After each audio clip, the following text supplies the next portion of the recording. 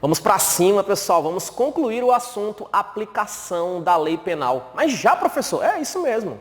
Como eu deixo o quadro escrito antes de iniciar o vídeo, a gente consegue render muito mais. Eu consigo passar para você muito mais conteúdo em menos tempo. Quando eu falei contigo sobre o princípio da territorialidade, nós estudamos que as infrações penais praticadas no território brasileiro, independentemente da nacionalidade do agente, eu aplico a lei penal brasileira. Agora, de forma excepcional, nós temos a extraterritorialidade. O que é extraterritorialidade? É quando eu tenho uma infração penal praticada fora do território brasileiro e, mesmo assim, eu aplico a lei penal brasileira. Então, na extraterritorialidade, a infração penal ocorreu fora do Brasil, ocorreu no exterior. Mas, ainda assim, nós aplicamos a lei penal brasileira e os casos estão enumerados por estes 5 princípios. O primeiro princípio é o princípio da personalidade ou nacionalidade, em que nós estudamos que no crime de genocídio, de forma incondicionada, e quando for crime comum, quando tiver aquelas condições do parágrafo 2º, se a infração penal for praticada por brasileiro, por pessoa com nacionalidade brasileira, ou seja, se um brasileiro praticar genocídio no exterior, ou se um brasileiro praticar crime comum no exterior, eu vou ter a hipótese de extraterritorialidade pelo princípio da personalidade ou nacionalidade ativa. A personalidade passiva ela vai ocorrer quando eu tenho infração penal praticada contra brasileiro no exterior. Então aí eu levo em conta o critério nacionalidade. Já o princípio do domicílio, ele é aplicável nas hipóteses em que o crime de genocídio, um crime de genocídio, seja praticado no estrangeiro por uma pessoa domiciliada no Brasil, independentemente da nacionalidade. Então o critério aqui que eu utilizo é o domicílio no Brasil. Aqui em cima é a nacionalidade. Pelo princípio da defesa ou proteção, alguns tipos de infrações penais, independentemente do local do mundo em que elas ocorram, nós vamos aplicar a lei penal brasileira, que são aquelas infrações penais contra a vida ou liberdade do presidente da República, contra o patrimônio ou fé pública da União, estados, DF, municípios, autarquias, territórios, fundações instituídas pelo poder público, sociedade de economia mista e empresas públicas. Também naquela hipótese de crimes contra a administração pública por quem está ao seu serviço. Pelo princípio da justiça universal, nós temos a hipótese de extraterritorialidade em que o Brasil se obrigou a punir aquela conduta por tratado ou convenção. Então aqui eu tenho que falar em tratado ou convenção. E faltou nós falarmos sobre o princípio da bandeira, pavilhão ou representação. Na prova, a banca ela pode te dar um conceito e te perguntar sobre qual princípio ela está se referindo. Aí falou, vida ou liberdade do presidente da República, defesa ou proteção. Tratado ou convenção, justiça universal. Genocídio por pessoa domiciliada no Brasil, domicílio. Genocídio por brasileiro, personalidade ou nacionalidade. Não tem como você errar. O último princípio, que é o princípio da bandeira, pavilhão ou representação, ele diz que nós vamos aplicar a lei penal brasileira quando tiver uma infração penal praticada a bordo de embarcações ou aeronaves privadas, com bandeira brasileira, desde que a infração não tenha sido julgada no exterior, e nesse caso eu preciso das condições do parágrafo 2º. Presta muita atenção. Eu estou te dizendo que pelo princípio da bandeira, pavilhão ou representação, se ocorrer uma infração penal a bordo de embarcação ou aeronave privada que tem a bandeira brasileira, eu posso aplicar a lei penal brasileira. Caso esta infração não tenha sido julgada no exterior, e além disso as condições do parágrafo 2º estejam presentes. Professor, pera lá, eu estou confundindo tudo. Aquele negócio de embarcação, aeronave e... Calma, nós vamos desmontar agora. Primeiro, no bloco passado, eu falei contigo sobre embarcações e aeronaves, eu falei sobre território. Só que eu não desenhei para ti, porque na prova não cai desenho. Na prova cai letras, cai palavras. A prova objetiva é assim que funciona. Então você tem que começar a se familiarizar com aquele texto, que é aquele texto que cai na prova. E quando eu falo desse princípio, é óbvio que confunde um pouco com o princípio da territorialidade que nós estudamos. Agora, para ficar bem fácil, eu vou pegar e vou desmontar e vou revisar aquele assunto lá. E vou fazer o link aqui com o princípio da bandeira, com o princípio do pavilhão ou o princípio da representação, que são os mesmos. Vamos fingir que essa parte aqui que eu escrevi do quadro, essa parte aqui, ó, vamos fingir que essa parte, ela é o território brasileiro. Vamos fingir que é o território brasileiro. Então essa parte que eu escrevi aqui é o território brasileiro. Aqui no caso seria o litoral, né? Pernambuco, Bahia. Então aqui seria o litoral. Beleza. Então o que vai acontecer? Essa faixa de terra aqui está dentro do território brasileiro. Só que, além dessa faixa de terra, nós temos que tomar cuidado que também é território brasileiro o subsolo. Então o subsolo daqui também é território brasileiro. E também é território brasileiro o mar territorial. Quando eu falo mar territorial, nós não temos aqui o litoral. Do litoral, nós contamos 12 milhas náuticas, o equivalente a 22 quilômetros. Isso daqui é o nosso mar territorial. Esse aqui seria o nosso mar territorial. Então, aqui termina a faixa de terra. E aqui é o mar territorial. Esse mar territorial, ele está incluído no território brasileiro. Então, aqui é território brasileiro, aqui é território brasileiro, no subsolo destas regiões é território brasileiro e no espaço aéreo correspondente também. Dessa forma, se nós tivermos uma infração penal praticada no mar territorial, no território, no subsolo, no espaço aéreo correspondente, está sendo praticada no Brasil. Se está sendo praticada no Brasil, eu aplico a lei penal brasileira. Está tranquilo. Só que no bloco passado eu falei contigo sobre uma expressão chamada alto mar. O que seria alto mar? Veja só. Do mesmo jeito que esse aqui é o mar territorial brasileiro e nós temos o limite aqui do mar territorial brasileiro, nós temos outros continentes. E os outros continentes formados por outros países, eles também têm o seu mar territorial. Então, vamos imaginar hipoteticamente que bem aqui nessa faixa aqui, nesse pedaço aqui, é onde encerra o mar territorial dos outros países. Aqui, é o limite do território brasileiro e aqui é o mar territorial brasileiro. Aí eu tenho esse espaço vago aqui e aqui eu tenho um mar territorial estrangeiro de outros países. Essa faixa aqui, que não faz parte nem do mar territorial brasileiro, nem do mar territorial estrangeiro, nós chamamos essa faixa de alto mar. Isso aqui é o alto mar. Qual o cuidado que você tem que ter? Se uma infração penal é praticada no Brasil, eu aplico a lei penal brasileira. Ponto. Ou seja, se uma infração penal é praticada no território brasileiro, aplico a lei penal brasileira. No mar territorial, aplico a lei penal brasileira. No espaço aéreo correspondente, aplico a lei penal brasileira. No subsolo, eu aplico a lei penal brasileira. Professor, e se uma infração penal for praticada no outro mar territorial, no mar territorial de outro país? Aí já não está dentro do Brasil, está fora. Mas se uma infração penal for praticada aqui no mar territorial estrangeiro, que faz parte de território estrangeiro, eu posso aplicar a lei penal quando houver extraterritorialidade, não é? É isso mesmo. Quando eu aplico a lei penal brasileira para esta situação aqui, para essa região aqui, mar territorial, subsolo, território, espaço aéreo correspondente, é territorialidade. Agora, quando eu aplico a lei penal brasileira para um fato que ocorreu em mar territorial estrangeiro, em espaço territorial estrangeiro, aí já é extraterritorialidade. Acontece que eu tenho essa faixa aqui que é chamada de alto mar. E o alto mar não pertence a nenhum país nem a outro. Então, vamos ver algumas situações. Primeiro, quando eu falo em território, o que faz parte do território brasileiro? Faz parte do território brasileiro, o mar territorial, o subsolo dessa região toda e o espaço aéreo dessa região toda. Beleza? O alto mar, ele não faz parte do território brasileiro. Só que nós temos o conceito de território por extensão, que é o que está no Código Penal. Ou seja, além disso daqui, também vai ser território brasileiro por extensão. Aí entram as embarcações e as aeronaves. O primeiro cuidado que você tem que ter, uma embarcação ou aeronave pública ou a serviço do governo brasileiro, eu aplico a lei penal brasileira porque ela é considerada extensão do território brasileiro independentemente do local que ela esteja.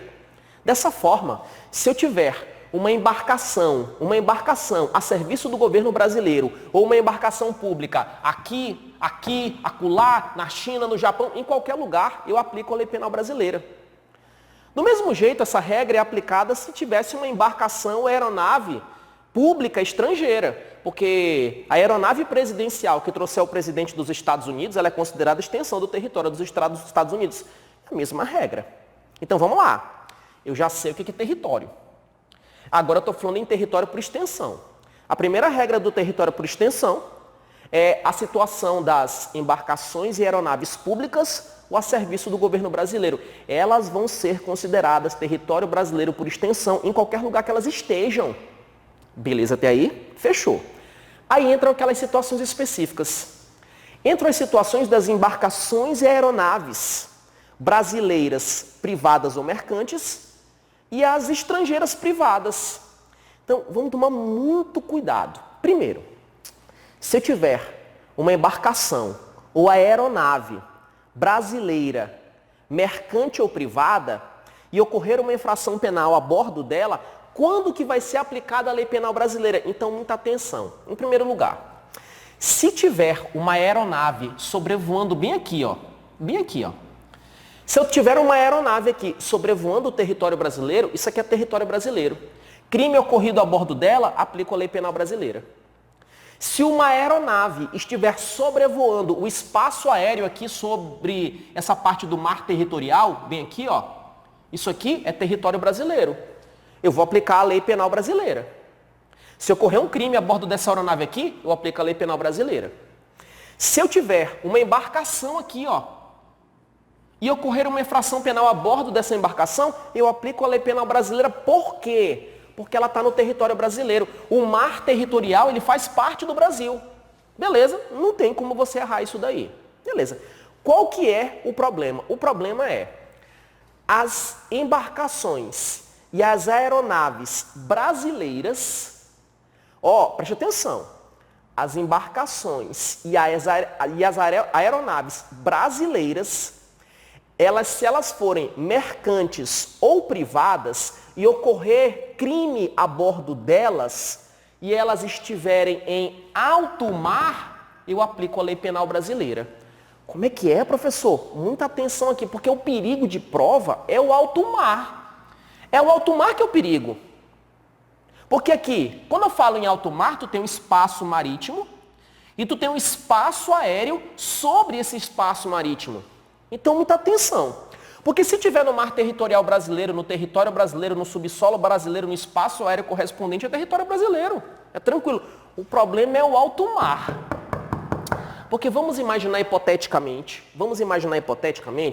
que nós tenhamos aqui, ó, uma aeronave. Eu sou ruim para desenhar, isso é para ser uma aeronave, parece um disco voador. Então vamos imaginar que nós temos uma aeronave e essa aeronave é estrangeira.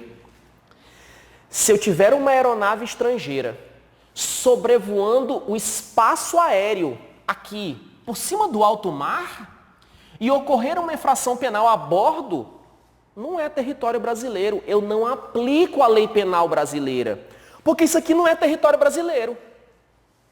Do mesmo jeito, se eu tiver uma embarcação, eu sou ruim de desenhar, mas vamos lá. Se eu tiver uma embarcação, essa embarcação for estrangeira, e essa embarcação estiver navegando no alto mar, eu não aplico a lei penal brasileira, porque não é território brasileiro. Professor, eu estou vendo que o alto mar parece que é a terra de ninguém, né? Pois é, essa aqui é a ideia. Todavia, se estiver navegando no alto mar uma embarcação brasileira, ou então a gente tiver aqui uma aeronave sobrevoando estes espaços e elas forem brasileiras, aqui eu aplico a lei penal brasileira. Aqui eu aplico. Professor, vai com calma que eu não entendi. Então vamos lá. Em primeiro lugar, quando eu falo em território, o que faz parte do território? É o local onde o país exerce a sua soberania, incluídos o subsolo, o mar territorial e o espaço aéreo correspondente. Dessa forma, o alto mar, ele não faz parte do conceito de território. Todavia, eu posso considerar como extensão do território brasileiro embarcações e aeronaves. Então, além disso que a gente falou, também vai ser extensão.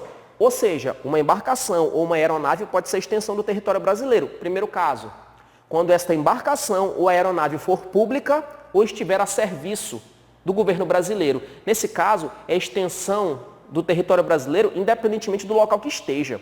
Pode estar em alto mar, mar territorial estrangeiro, território estrangeiro, aeroporto estrangeiro, não tem problema. O problema, sabe o que é? O problema é quando a embarcação e a aeronave é privada, e é ele que está o problema. Porque se eu tiver uma embarcação ou aeronave privada e ela for brasileira ou mercante, é óbvio que se a embarcação ou aeronave brasileira, privada ou mercante, estiver no alto mar brasileiro, eu aplico a lei penal brasileira, porque aqui é território brasileiro. Mas se ela estiver no mar territorial estrangeiro, eu não aplico. O problema é o alto mar. O que vai acontecer? Caso a embarcação brasileira privada ou mercante esteja navegando no alto mar, ela vai ser considerada extensão do território brasileiro, se ela for brasileira. Se uma aeronave brasileira, privada, estiver sobrevoando este espaço aéreo sobre o alto mar, nesse caso aqui, ela também é considerada extensão do território brasileiro. Infração penal ocorrida aqui, vou aplicar a lei penal brasileira. Agora, quando eu tiver uma embarcação ou uma aeronave estrangeira, se estiverem navegando ou sobrevoando o espaço aéreo correspondente ao alto mar, aqui eu não aplico a lei penal brasileira. Então é aí que está o problema para a prova, é o alto mar. Professor, e se a embarcação brasileira privada estiver no mar territorial estrangeiro? Aí já está fora. Aí está fora. Então, se você prestar atenção bastante, onde que pega é exatamente no alto mar. É ali que você tem que tomar cuidado com provas. É ali. Porque se ele coloca bem assim na prova, uma embarcação estrangeira privada. Uma embarcação estrangeira privada, que ela estiver no porto aqui no Brasil, é território brasileiro?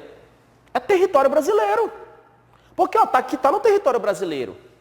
Se eu tiver uma aeronave privada estrangeira sobrevoando essa área do mar territorial brasileiro aqui, é território brasileiro? É território brasileiro. O problema é o alto mar, é aqui que está o perigo. Toma cuidado com isso daí. Beleza. Agora que você revisou esse ponto aí, volta aqui para mim.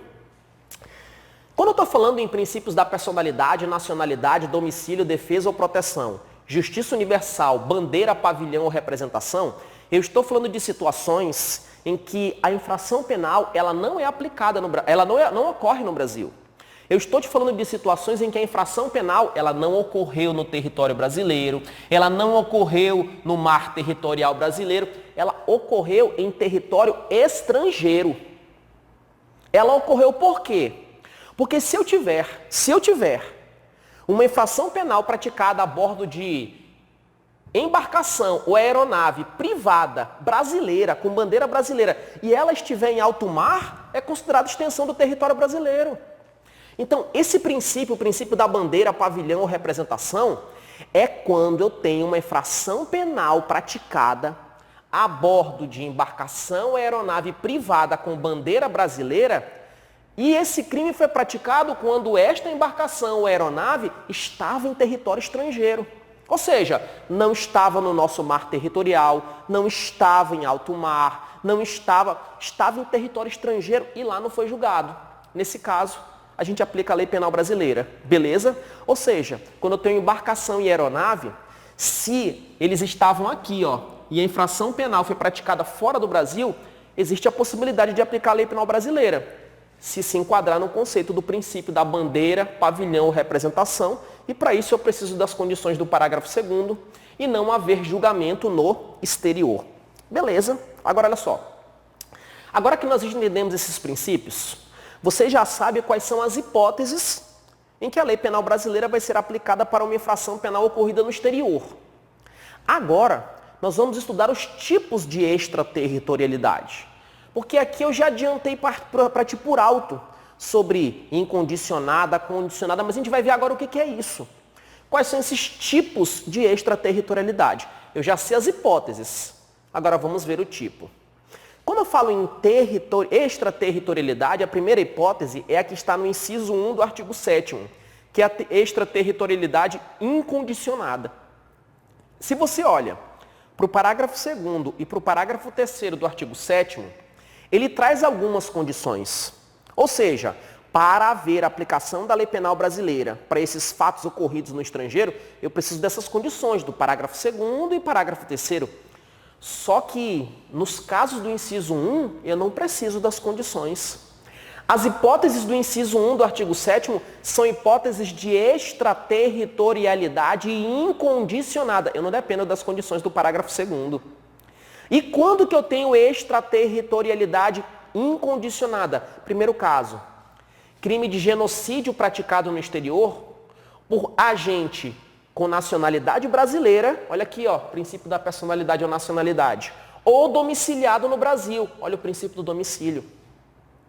Também nas hipóteses do princípio da defesa ou proteção, quando eu tenho infração penal praticada contra a vida ou liberdade do presidente da República, contra o patrimônio ou fé pública da administração pública direta ou indireta, e também contra a administração pública por quem está a seu serviço. Então, nestes casos, a extraterritorialidade ela é incondicionada. Eu não dependo nem das condições do parágrafo 2º, nem das condições do parágrafo 3º. Dessa forma, quando que a extraterritorialidade é incondicionada? Em 4 casos. Genocídio, vida ou liberdade do presidente da República, patrimônio ou fé pública da administração pública direta ou indireta, e contra a administração pública por quem está ao seu serviço. Então, eu tenho 4 situações aqui. Já na extraterritorialidade condicionada, as hipóteses estão no inciso 2 do artigo 7º do Código Penal. E quais são os casos em que a extraterritorialidade é condicionada, que ela vai depender das condições do parágrafo 2º? Primeiro caso é da aplicação do princípio da justiça universal. Aquelas infrações penais que o Brasil se obrigou a julgar por tratado ou convenção internacional. Então, nestas hipóteses de aplicação do princípio da justiça universal, em que o Brasil se obrigou a julgar por tratado ou convenção internacional, eu preciso das condições do parágrafo 2º e você tem que saber quais são essas condições. Quais são as condições? Primeiro, o agente tem que entrar no Brasil, ou seja, ainda que o Brasil tenha se obrigado por tratado ou convenção a punir, a julgar, se o agente não entrar no Brasil, não tem como julgar. Porque eu preciso das condições. Agora, na incondicionada, eu preciso que o agente entre no Brasil? Não preciso. Porque ela é incondicionada. Aqui embaixo eu preciso. Eu preciso que o agente entre no Brasil. Eu preciso que o fato seja punível também no país em que foi praticado. Porque existem algumas condutas que aqui no Brasil são crime, mas em outros países não são. E para eu aplicar aqui esta extraterritorialidade condicionada nesses casos aqui, além do agente entrar no Brasil, eu preciso que o fato seja punível lá onde ele praticou a conduta e aqui. Além disso, que o crime praticado pela pessoa tenha sido incluído entre aqueles que o Brasil autoriza a extradição. É um caso que o Brasil autoriza a extradição? Sim, então aplica esta extraterritorialidade. Além disso, ele não pode ter sido absolvido e nem cumprido pena no exterior. Atenção! Na extraterritorialidade incondicionada, o agente, ele é punido aqui no Brasil, ele é julgado aqui no Brasil, ele é processado aqui no Brasil, ainda que ele tenha sido condenado, ainda que ele tenha sido absolvido no estrangeiro. Porque ela é incondicionada. Já na condicionada, uma das condições é que ele não tenha sido absolvido e nem cumprido pena no exterior. Além disso, que ele não tenha sido perdoado no exterior, e não tenha ocorrido a extinção da punibilidade conforme a lei mais favorável. Então, muito cuidado aqui. Muito cuidado. Em primeiro lugar, quando eu estou falando em extraterritorialidade incondicionada, eu não dependo das condições do parágrafo 2º nem parágrafo 3º. Então, nestes 4 casos aqui, se ele colocar na prova, o agente precisa entrar no Brasil. Não. Ele não pode ter sido condenado. Não, não tem isso. É incondicionada. Mesmo que eles tenham sido condenados ou absolvidos no exterior, eu vou aplicar a lei penal brasileira. Primeira hipótese que isso vai ocorrer, genocídio. Segundo, contra a vida ou liberdade do presidente da República, contra a patrimônio ou fé pública da administração pública e contra a administração pública por quem está ao seu serviço. Só que nós temos a extraterritorialidade condicionada. Por que condicionada? Porque é hipótese de extraterritorialidade, mas para ter processo aqui, para ter aplicação da lei penal, eu preciso destes requisitos aqui. Eu preciso destas condições. Eu preciso destas 5 condições. Dessa forma, nestes 3 casos aqui, de extraterritorialidade condicionada, se o agente não entrar no Brasil, não tem aplicação da lei penal brasileira. Se o agente tiver sido absolvido no estrangeiro, não tem aplicação da lei penal brasileira. Se o agente tiver sido perdoado no estrangeiro, não tem aplicação da lei penal brasileira. E estas condições são aplicáveis, em primeiro caso, quando o Brasil se obrigou a punir por tratado ou convenção. Segundo caso, quando eu tenho infração penal praticada no estrangeiro por brasileiro, em que esse brasileiro pratica crime comum, porque se for genocídio é incondicionada. Então, se o brasileiro praticou no exterior outro crime que não seja genocídio, entra aqui. Aí depende da condição. E também na situação de embarcações ou aeronaves brasileiras privadas ou mercantes que não tenham sido julgadas no exterior, que é o princípio da bandeira, pavilhão ou representação. Toma muito cuidado, porque nestes 3 casos aqui, a extraterritorialidade ela é condicionada. Aqui em cima ela é incondicionada. Então na prova eles podem te perguntar bem assim. Se tiver um crime no estrangeiro, e esse crime ele for contra a vida ou liberdade do presidente da República, esta extraterritorialidade é incondicionada ou condicionada? Ela é incondicionada. E se eu tiver uma infração penal que ocorreu no estrangeiro, e o Brasil se obrigou a punir esta infração por tratado ou convenção, ela é incondicionada ou condicionada? Aí ela é condicionada. Se eu tiver um crime de genocídio praticado no estrangeiro por brasileiro ou pessoa domiciliada no Brasil, a extraterritorialidade é incondicionada ou condicionada? Incondicionada. Se eu tiver uma infração penal praticada a bordo de embarcação ou aeronave brasileira privada que estava em território estrangeiro e lá não foi julgado, nesse caso a extraterritorialidade o quê? Nesse caso a extraterritorialidade condicionada. E as condições estão aqui do parágrafo 2º. Muito cuidado. Professor, esse negócio de embarcação e aeronave brasileira privada ou mercante, isso aqui é um pouquinho complicado, né? São alguns detalhes, mas é só você prestar atenção. Gente, se uma embarcação ou aeronave estiver aqui no território brasileiro, é Brasil, aplica a lei penal brasileira. No mar territorial, aplica a lei penal brasileira. No espaço aéreo correspondente, aplica a lei penal brasileira. Dessa forma, se eu tiver uma embarcação ou aeronave privada,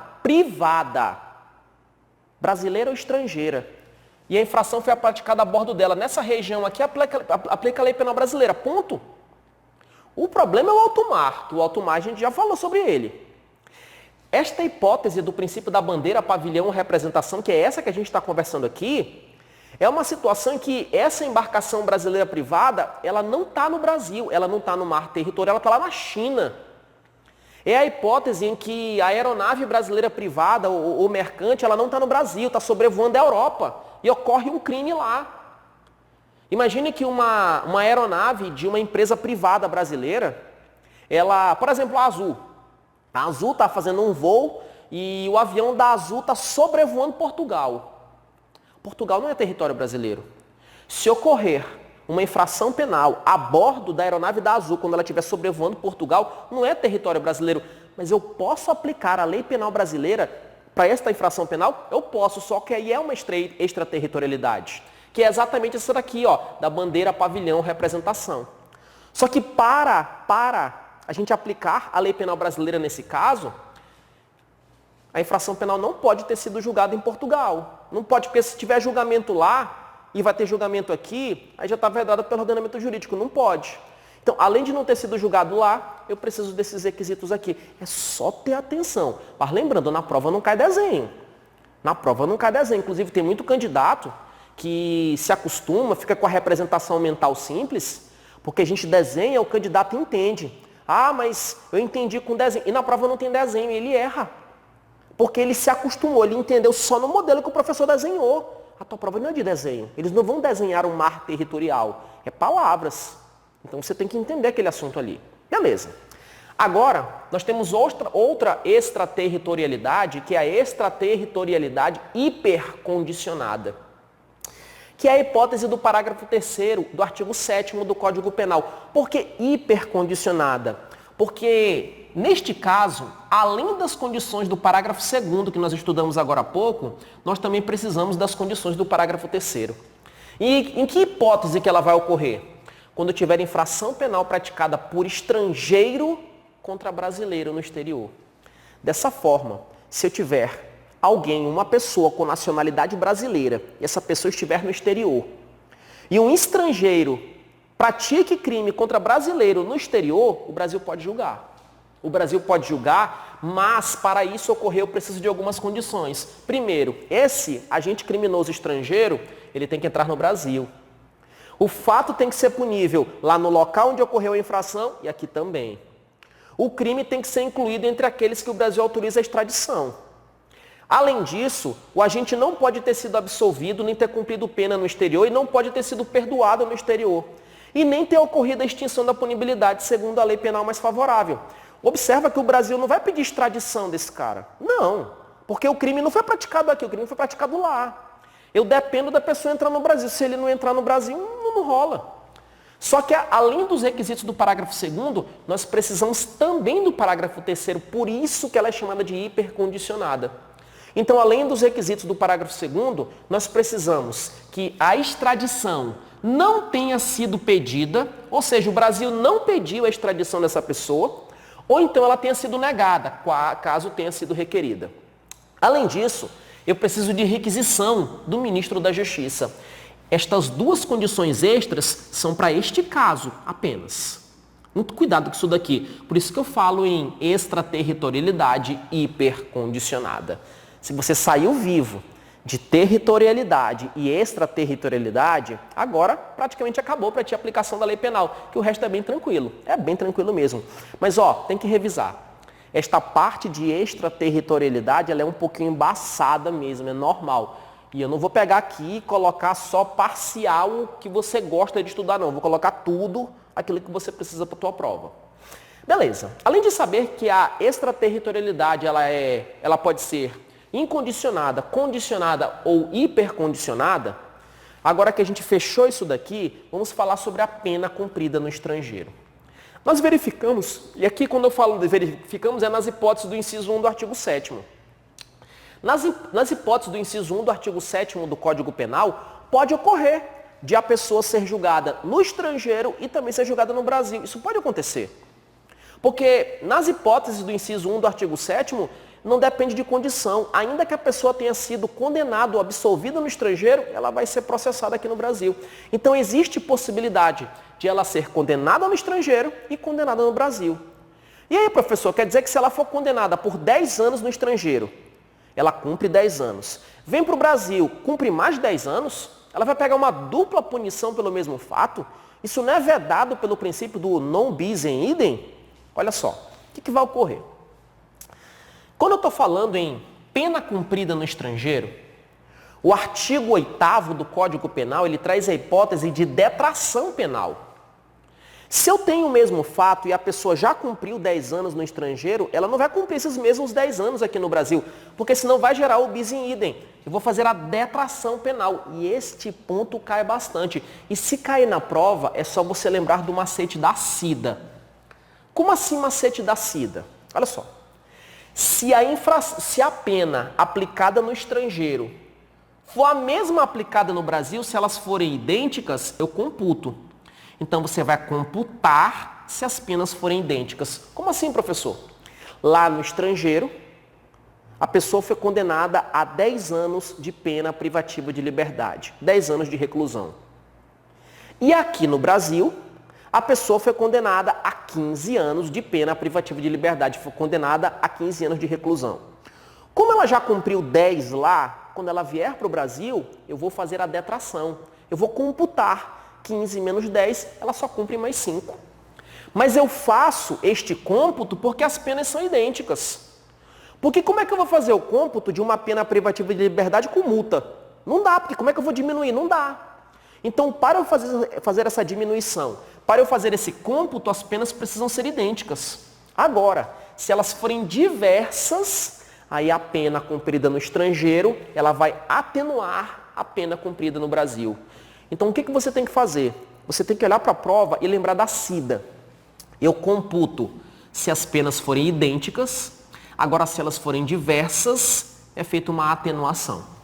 Beleza. Falar nisso, eu tenho a eficácia da sentença estrangeira no território brasileiro. Será que uma sentença estrangeira, ela surte eficácia no Brasil? O tema está no artigo 9º. Primeiro, uma sentença estrangeira, para ela surtir eficácia no Brasil, ela precisa ser homologada, e quem homologa é o STJ. Então, a homologação de sentença estrangeira ela é feita pelo STJ. E segundo a súmula 420 do STF, para ocorrer homologação de sentença estrangeira pelo STJ, exige-se prova do trânsito em julgado. Ou seja, o STJ só vai homologar se tiver prova do trânsito em julgado, tem que provar. E quando que o STJ vai homologar para que essa sentença estrangeira surta eficácia no Brasil? Em primeiro caso, a sentença estrangeira ela pode ter eficácia no Brasil para efeito de reparação do dano, indenização, restituições ou outros efeitos civis, dependendo de requerimento da parte.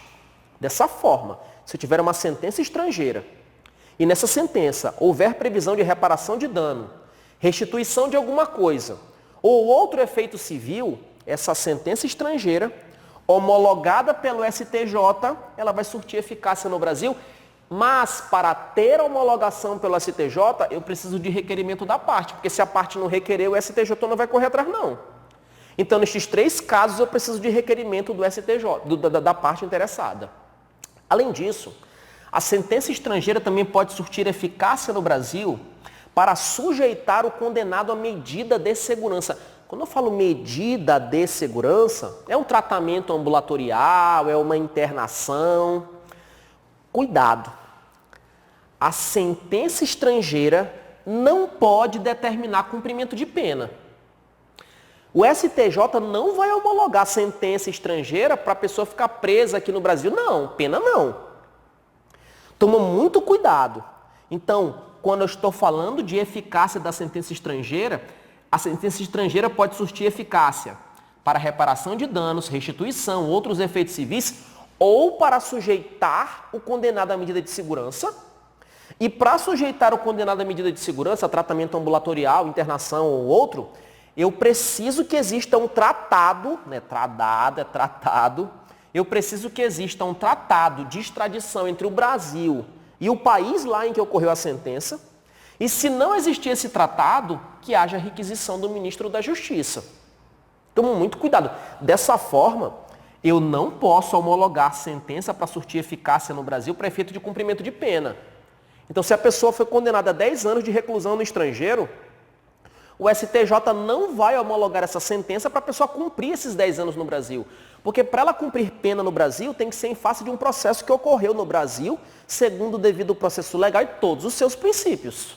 Dessa forma, a eficácia da sentença estrangeira, ela é para reparação de dano, restituição ou outros efeitos civis. Nesse caso, precisa de requerimento da parte. Ou medida de segurança. Para sujeitar o condenado à medida de segurança, eu preciso da existência de um tratado de extradição. E se não existir esse tratado de extradição, requisição do ministro da Justiça. E na prova, eles podem colocar bem assim. A sentença estrangeira, para ter eficácia, ela precisa ser homologada pelo STJ. E uma das eficácias que ela pode surtir é a obrigação do condenado de reparar o dano, necessitando requisição do ministro da Justiça. Não. Nestes 3 casos aqui é requerimento da parte. A requisição do ministro da Justiça é aqui embaixo quando não houver tratado de extradição. É só ter atenção. Além disso, o STJ não vai homologar a sentença estrangeira para a pessoa cumprir detenção ou reclusão. Além disso, para fechar aqui, o artigo 63 do Código Penal, ele diz para a gente que para fins de reincidência, ou seja, para considerar uma pessoa reincidente, eu não preciso de homologação pelo STJ. Então, se a pessoa praticou uma infração penal no estrangeiro e lá transitou em julgado e pratica uma outra infração penal aqui no Brasil, é reincidente. E eu não preciso que essa sentença estrangeira seja homologada para que ele seja considerado reincidente, segundo o artigo 63 do Código Penal. Atenção com isso. Então, neste bloco aqui, nós falamos sobre os 5 princípios. Quando eu falo em extraterritorialidade, quando que ocorre a extraterritorialidade? Conforme o princípio da personalidade ou nacionalidade, quando tiver crime de genocídio praticado por brasileiro ou por pessoa domiciliada no Brasil. Pelo princípio do domicílio, por infração penal de genocídio praticado por pessoa domiciliada no Brasil. Pelo princípio da defesa ou proteção, infração penal contra a vida ou liberdade do presidente da República, contra o patrimônio ou fé pública da administração direta ou indireta, ou contra a administração pública por quem está ao seu serviço. Pelo princípio da justiça universal, o Brasil ele vai punir quando ele se obrigar por tratado ou convenção. E pelo princípio da bandeira, pavilhão ou representação, se eu tiver uma infração penal praticada a bordo de embarcação ou aeronave privada com bandeira brasileira, e esta embarcação ou aeronave privada com bandeira brasileira estiver em território estrangeiro e lá não for julgada, lá a infração não for julgada, eu aplico a lei penal brasileira. É a hipótese de extraterritorialidade, desde que estejam presentes as condições do parágrafo 2º. Falando em condições, nós estudamos que a extraterritorialidade ela tem 3 tipos. Tem a incondicionada, a condicionada e a hipercondicionada. Na incondicionada, são os casos que estão no inciso 1 do artigo 7º. E a extraterritorialidade vai ser incondicionada e eu vou aplicar a lei penal brasileira sem depender de condições do parágrafo 2º ou parágrafo 3º. Mesmo que o agente tenha sido condenado, mesmo que o agente tenha sido absolvido no estrangeiro, eu aplico a lei penal brasileira. Os casos são 4. Primeiro, quando tiver genocídio praticado por agente brasileiro ou por agente domiciliado no Brasil. Então, é extraterritorialidade incondicionada. Também nos 3 casos da aplicação do princípio da defesa ou proteção. Nos casos de extraterritorialidade condicionada previstos no inciso 2 do artigo 7º, para que aquela infração penal ocorrida no estrangeiro seja julgada no Brasil, eu preciso das condições do parágrafo 2º. Eu preciso das 5 condições. Entrar o agente no Brasil, o fato ser punível lá no local e aqui também, o crime estar incluído dentre aqueles que o Brasil autoriza a extradição, o agente não ter sido absolvido nem ter cumprido pena no exterior, ele não ter sido perdoado e não ter ocorrido a extinção da punibilidade segundo a lei mais favorável. E quando que a extraterritorialidade ela é condicionada? Quando o Brasil se obrigou por tratado ou convenção, na hipótese de infração penal praticada por brasileiro e essa infração penal for crime comum, porque se for genocídio é incondicionada, e a hipótese de infração penal praticada a bordo de embarcações e aeronaves brasileiras privadas ou mercantes, que não tenham sido julgadas no exterior e elas estavam em território estrangeiro. Quando eu falo em extraterritorialidade hipercondicionada, é quando eu tenho infração penal praticada por estrangeiro contra brasileiro, isso no exterior. Acontece que neste caso aqui, além das condições do parágrafo 2º, nós precisamos das condições do parágrafo 3º. Entre elas, a extradição tem que ter sido negada, então nem foi pedida, e a requisição do ministro da Justiça. Quando eu falo em pena cumprida no estrangeiro, eu posso ter situação que, pelo mesmo fato, a pessoa seja processada no estrangeiro e processada no Brasil. Existe essa possibilidade. Para evitar o bis in idem, eu uso o macete da CIDA, eu faço a detração penal. O que é a detração penal? Eu faço o cômputo, eu subtraio, se as penas forem idênticas. Agora, se elas forem diversas, não dá para subtrair. 10 laranjas menos 5 laranjas dá. Agora, 10 laranjas menos 5 limões, aí já não... Então, quando elas forem diversas, eu não vou computar. Vai haver atenuação. Então, a pena no Brasil vai ser atenuada. Isso na hora da dosimetria da pena. Quando eu falo em eficácia da sentença estrangeira, artigo 9º, para que uma sentença estrangeira surta eficácia no Brasil, ela precisa ser homologada pelo STJ. E segundo a súmula 420 do STF, para que o STJ homologue, eu exijo prova do trânsito em julgado. Além disso, quando que essa sentença vai ser homologada e ela pode ter eficácia no Brasil? Ela pode ter eficácia, a sentença estrangeira pode surtir eficácia no Brasil para obrigar o condenado a reparar o dano. Olha só, ele foi condenado pela autoridade estrangeira a reparar o dano. Ele foi condenado pela autoridade estrangeira a fazer restituição ou outro efeito civis. Nestes 3 casos aqui, a sentença estrangeira pode surtir eficácia, desde que haja requerimento da parte interessada, que tem que ter requerimento para o STJ homologar. Só que a sentença estrangeira, ela também pode surtir eficácia no Brasil para sujeitar o condenado à medida de segurança. Então, uma sentença estrangeira, ela pode ser homologada no Brasil, apesar do processo ter corrido lá, para que o condenado ele cumpra a medida de segurança no Brasil. Mas para isso, eu preciso que exista um tratado de extradição entre o Brasil e o país lá de onde foi proferida a sentença. E se não existir esse tratado de extradição, eu preciso de requisição do ministro da Justiça.